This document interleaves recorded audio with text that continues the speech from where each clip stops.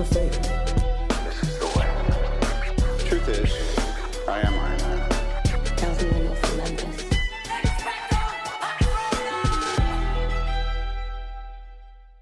Hello, critics, non-critics, and friends. Welcome to the Film Optix podcast, where we take a glance into blockbusters, indie films, and everything in between. I'm your host, Christian, and I'm joined by my good friend / my co-host, Devin. And today we're here to break down episode 8 of She-Hulk Attorney at Law, titled Ribbit and Rip It. Love it. Gotta love it. And before we begin today's episode, you can listen to our podcast on podcast platforms around the internet. That includes Apple Podcasts, Google Podcasts, Spotify, and more. And if you are a new or seasoned listener to the show, we would love to hear from you guys. Follow us on Instagram and follow us on Twitter at Film Optix. That is Optix with an X. Or you can email us at filmoptix@gmail.com for any movie-related questions. Devin, how you been, buddy? How's it going, tadpoles? Just hanging out in the lily pad. I know new rock star MT, who also hosts with Eric Voss their after show. I know he's been looking forward to Leapfrog showing up. He's a big fan, so I'm glad he's finally here. Anytime I hear anything frog related, I just think of Frogger. And they had Frogger too. They had everything there. Yeah, they definitely did. And you know what? This is the penultimate episode of this entire show. This is the second to last episode that we'll be covering for this show. It looks like we were right last week. Things got pretty spicy. She-Hulk smash. She-Hulk smash. In multiple ways. In more ways than one. Yeah, definitely. The series so far is, I've enjoyed it as much as I can. You know, I'm not here to take it seriously, but hopefully now all of the Daredevil incels out there can shut up, because you finally got your Daredevil. He's here, even though it's not his show. He's here, but I think it's still. I think they did a great job. Yeah, he had a couple quips and a couple jokes and didn't hurt anything. And he bowed out. Yeah, it didn't affect his character at all. Like, people act like he's not allowed to say jokes. He's done it plenty of times. It's just a very normal thing to do, especially in a sitcom. Yeah, I was reading a lot of people's Twitter reactions, especially Richard Newby. He's an esteemed critic that I follow on Twitter. And he said, this is a great episode of She-Hulk. Charlie Cox is such a natural with every aspect of Mac Murdock / Daredevil's characterization. Daredevil Born Again is going to slap. There's nothing to worry about. This episode delivered on some of Maslany's best work in the series as well, in his opinion. So I would actually agree with that statement for sure. But I have one question for you, Devin. Are you ready to go to courts? Because we got to talk about this episode. Oh, yes. All right. Ladies and gentlemen, we will be right back after this introduction to She-Hulk Attorney at Law, episode 8.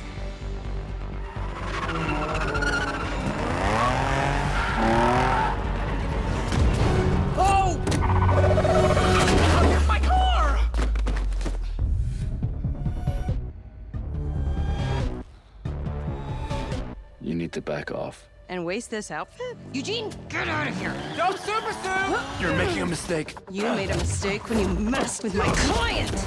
Because now I'm gonna whoop your ass.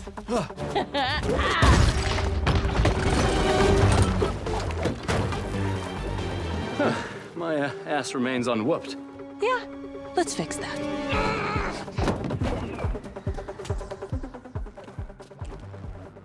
And we are back for the penultimate episode of She-Hulk Attorney at Law, episode 8. Again, that is titled Ribbit and Rip It.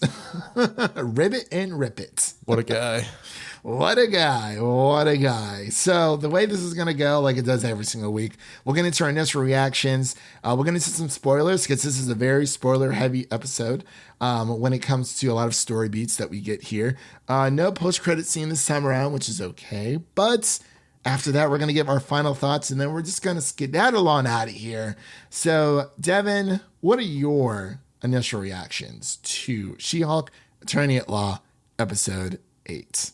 I loved it. It seems like the show just continues to impress week after week. It just is improving continually as well, despite what people are trying to say about the show. I think it's just doing a great job of giving us some great character arcs for Jennifer, especially here when she finally meets Matt Murdock. Everyone knows by now, but there's just great chemistry between them, and I love their back and forths. I love the jokes, the wisecracking, and it all just fits in this show and these characters. We get some leapfrog action, which is pretty entertaining. He's a bit of a rich kid who just kind of has frog powers, I guess, based on his rocket boots, which he has. There continues to be a lot of great jokes in this one. There's one where Luke Jacobson calls She-Hulk some kind. I don't remember the exact word. He was like, "You're a big green buffalo" or something. I thought that was funny. He called her a buffalo when he was mad at her. But yeah, it was just great to see them go to court, fight it out legally. Yeah, fight it out legally. Yeah, that's what I was looking for. I kind of like lawyerly though. They are very lawyerly. It kind of reminded me of back in WandaVision when we had the two visions fight it out philosophically. Just seeing it in a courtroom where you get two superheroes that are using their words and their smarts instead of their fists. It's always cool to see, and leads to some very, very interesting dynamics between those two. Oh, yes, definitely. You hit it right on the head there, man. Like, this episode of She-Hulk, I would agree. Like, when I was reading Richard Newby's reaction earlier, I think this is the best episode we've gotten so far. Not because Daredevil is there. Like, Daredevil being there isn't icing on the cake. Like you said, he's there. He does his thing, and then he kind of bows out. I like how they tied it all together. Like it all came together based on the storylines that we've seen in this show. Like, he doesn't just show up just to show up. Like, he has a connection with Luke Jacobson, and that's how he ends up representing him as his attorney. And we saw the suit back in episode 6 or whatever, but now it's coming full circle, and it just fits into this show specifically. Yeah, no, it really does. I mean, the dynamic between, we get another lawyer case, quite possibly, probably the last lawyer case of the show, since this is the penultimate episode. But when it comes to the dynamic, like you were saying, everything it felt so natural. Their chemistry was unreal. You would think they might have had something going on off screen too, just based on how they connected so easily. Yeah. I think Charlie Cox is married, but they definitely had really, really great chemistry. Quite possibly some of the best chemistry we've seen in some of these MCU shows, outside of course, Wanda and Vision, and of Loki and Lady Loki as well. I think this is probably just some of the best chemistry I've seen between Tatiana Maslany and Charlie Cox as Daredevil and She-Hulk. Did you find yourself getting a little heated up when they were getting close? And I did. Started talking a little nasty, getting a little into it. He said, "I can hear your heartbeat," and she was like, "It's going fast." Into it. She was into it. Like, I guess we can dive into spoilers. Like, we're alluding to it. Yeah, oh, absolutely. So, ladies and gentlemen, that is your first spoiler warning for She-Hulk Attorney at Law episode 8 again.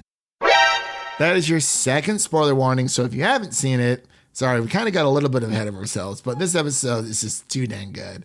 But yeah, they do the deed. She-Hulk smash twice in an episode, 2 different ways. Well, actually, yeah, technically 3, because there's one at the end as well, but not one that she enjoyed as much. Actually, and I want to talk about that, because not only, and when it comes to Daredevil, I think Marvel has been doing a great job. This is technically his second appearance in the MCU, the first time for Daredevil, second time for Matt Murdock. Yeah, this is like a new debut for him. More of a soft reboot. What did you think of the new suit?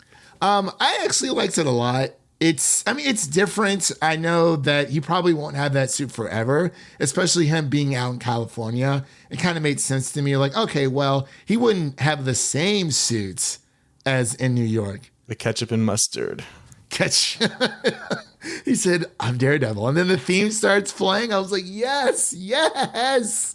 And then she's like, I don't know who Daredevil is. Like, why would Jennifer Walters know who Daredevil is? But I think they made a really great case for why he was out in California instead of New York.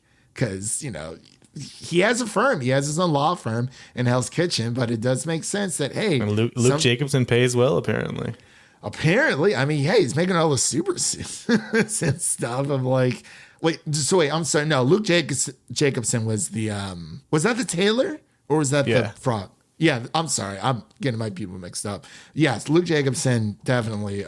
Making superhero suits for everyone, apparently, at least down in California. So, yeah, I mean, I don't imagine he has a office out in New York because, you know, if he's not, he seems more of the, you know, if you want to do something right, do it yourself kind of person. But overall, when it comes to spoilers for, you know, there's this lawyer ball celebration thing where they're celebrating all the female lawyers of the year. Very condescending award. Yeah, very, very condescending. And I mean, things just hit the, you know, intelligentsia just shows up out of nowhere. I was not expecting that, you know, coming off of everything from Daredevil. And Todd is back. Of course, it's Todd. Yeah, Todd's back, and when it comes to Daredevil, of course, you know, he kind of gets his own famous hallway scene. I know you haven't seen Daredevil yet, Devin, but like it's very famous for his hallway scenes. I think it might be time to start that up soon after this inspiration. Definitely should, man. It is. So I will say really quick, if you're going to watch Daredevil, you have to watch Daredevil season 1, then season 2.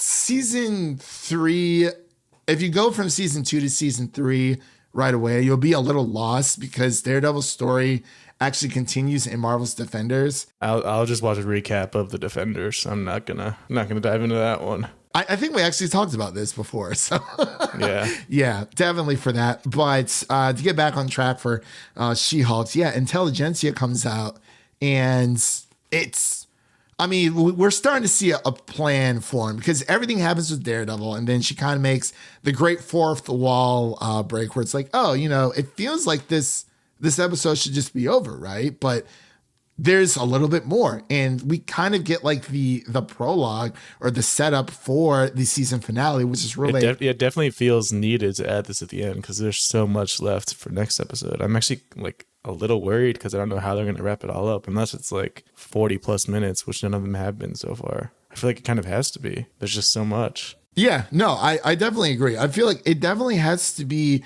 at least 45 to 50 minutes. Maybe like 50 minutes with credits, which would probably bring around like 45 minutes because, you know, we do see Intelligentsia kind of crash this lawyer ball gathering, I guess you could say. Yeah, there's Intelligentsia, there's Todd, there's Titania, there's what's his name, Josh, the guy who duped her, and then there's obviously her parents are there, and it's such an invasion of privacy because not only are they filming her without her consent, and it's like that must be really hard for Jen to sit there and, you know, to watch her engage in these sexual activities with these men that she has met and them saying, oh, look, she's a whore. And it's like, I don't know if people know this, but women like sex too. Like, there's nothing wrong with that at all. Women can have sexual desires as much as men. And I felt so bad for Jen. Like, her father was there, her mother, her entire family. And they just have to watch all this stuff. And she kind of loses control because she's been dealing with this entire season, this entire time that we've been introduced to Jen. I like that small moment where you can tell she's about to lose control and kind of Hulk out, where Mallory Book just kind of looks and goes, oh, don't do it, please. Because she knows, like, if you have that reaction, that's just gonna be what makes it worse. It's not fair at all, but when you freak out like that, people are gonna notice, and then that's when consequences come about. Yeah, not only that, it is more of they're getting exactly, intelligentsia is getting exactly what they want out of that reaction, because now the entire ball or the entire event is ruined. People are, clamoring in the streets. She punched the crap out of the screen, or like the panel behind her, and they got exactly what they wanted from her. And it's such an invasion of privacy on her side. And it is completely rational for her to act that way, but she probably shouldn't have. But it's like, it really leaves us on a great cliffhanger, which is what I really like. And where it is character development, especially coming off of the retreat episode from last week for episode 7. And I think it's flowing again very, very nicely. I mean, overall, I'm just having a great time with it. Yeah, there could have been, I guess, not for this episode, but just leading up, I know people have been feeling a bit like, oh, where's the plot? And it's like, well, it's there, but this is more just a day in the life of Jennifer Walters, and it's honestly quickly becoming one of my favorites, at least in my top 3. Like, it's not going to hit top. I mean, when you think about sitcoms, it usually is towards the end of the season, where if there is like plot development or character development, that's when it happens in sitcoms. So it makes sense. Like you have just kind of random episodes throughout, just kind of funny like scenarios, situational comedy. That's just what it is. It really is. I mean, this is kind of even in situational comedies that there are very serious scenes. There are very serious storylines that happen usually saved towards the end. Yeah. Yeah. Even with like Seinfeld, things of that nature, or even like New Girl, like that doesn't necessarily have like a overarching story. Like, yeah, there's story beats throughout. Like, you want to see these characters go through, trials and tribulations and troubles of their own that's going on in their life. And that's what's happening here. So, overall, I really enjoyed it, this episode. And next week, we'll definitely be giving our ratings for She-Hulk. We kind of just decided to kind of wait until the end, and kind of just let it flesh out. Because I know some people can get can be a bit premature with that kind of thing. So we're going to try something new here on the show. But Devin, did you have any final thoughts before we close out here? I did want to mention one kind of weird thing that you can notice in the writing is that apparently in the MCU world, Tatiana Maslany, aka Jennifer Walters, is just an ugly, ugly female, according to like the dates that she gets and the rejections that she gets. But in reality, she is very attractive. I just think it's funny that it took a blind man to be the first one to willingly get in bed with her that we've seen so far in Jennifer Walters' form. Yeah. You know what? Actually, I've not been able to watch Heavy Spoilers weekly review of this yet. It's been a crazy day at work, but I'm definitely going to watch it after. I usually watch it before to kind of prep myself, but yeah, that is very, very true. I'm wondering, there has to be a red herring here. I think someone, because like, how would Intelligentsia know that she was there? Someone that Jen knew like what was going on, because there's no way. But I don't know who it is. Maybe could be Holloway. Could be Holloway. Some people were thinking it was their best friends. No, it can't be Nikki. No, I refuse. What if it's Madison? Yes. Well, I was also, when I was watching this, I was thinking, what is it like for a blind man when you're doing the deed? It just makes you think. Not only just a blind man, Daredevil. Like he can see, just not the way that we see. What does he see? Does he see how attractive she is? You'll have to watch the Daredevil series that's on Disney Plus in order to understand. But I believe this is the same Daredevil. This is more of like a soft reboot. I thought it was hilarious that they made fun of his suit. Like she was not having it whatsoever. We forgot to mention we finally got the reveal of her suit. It's just a nice kind of clean jumpsuit for her. Yeah, it was nice. It's just her kind of just trying it out for the first time. And it's like, oh, I can actually wear something more comfortable, more fitting. I like the purple. I did too. I mean, it's basically, that is like her comic book suit. I think it's very spandexy, very Nike. Yeah, they made it more like the Avengers Endgame, like time suits. Kind of looks like that a little bit. Yeah, for sure. But yeah, though, well, what did you think of Matt Murdock's suit before we close out here? His suit? I thought it was, obviously I don't have any connection to any of the past suits, but I like that. I think it made sense for them to start anew and give him a new suit. He's born again. So yeah, it makes sense. Yeah, for sure. Yeah, we're going to see him in Echo as well before. I think Echo drops before Born Again, I believe so. Yeah. So we definitely have time for that. But yeah, I mean, I like how they're setting up that section of the universe, the street level, like Hell's Kitchen stuff with Echo and Kingpin and maybe Hawkeye or Kate Bishop will show up again, but we'll see. Oh yeah, that would be great. I mean, like these Marvel TV shows. I mean, they are origin stories. I mean, they're categorized underneath Disney Plus as origin stories. Like literally every or most of the Marvel TV origin stories are there. But yeah, it's been great so far for episode 8, and I can't wait for the finale. It's kind of bittersweet. I kind of wish we had more episodes, but like that is what it is. But overall, it's been a great ride. This is definitely episode 8 is definitely the best episode of the series so far, and I think it's the payoff. I think everything we've watched has definitely been worth it. So hopefully, all the Daredevil incels out there will shut up for now. It seemed pretty quiet today. I don't know if you saw any complaints, but I didn't really see any complaints. I think they got shut down a little bit. Yeah. Everyone was like, "Oh, well, okay, that's not bad." The hallway scene was actually pretty cool. Okay. Yeah, but like when I say the hallway scenes, and they're so beautiful, Devin. It is you feel every bone like pop and crunch and break. It is so great. But yeah, they did a great job here. I was like, they can't not give him a hallway scene. But so that concludes our She-Hulk Attorney at Law episode 8 review. And if you like what you heard on today's episode, you can subscribe to our podcast on your favorite podcast platform of choice, and make sure to share an episode of our podcast with a friend, whether it be your mother, your brother, your lover, whoever it may be. Make sure to share an episode of the Film Optix podcast with a movie lover in need. And really quick, what is out on the podcast as of right now?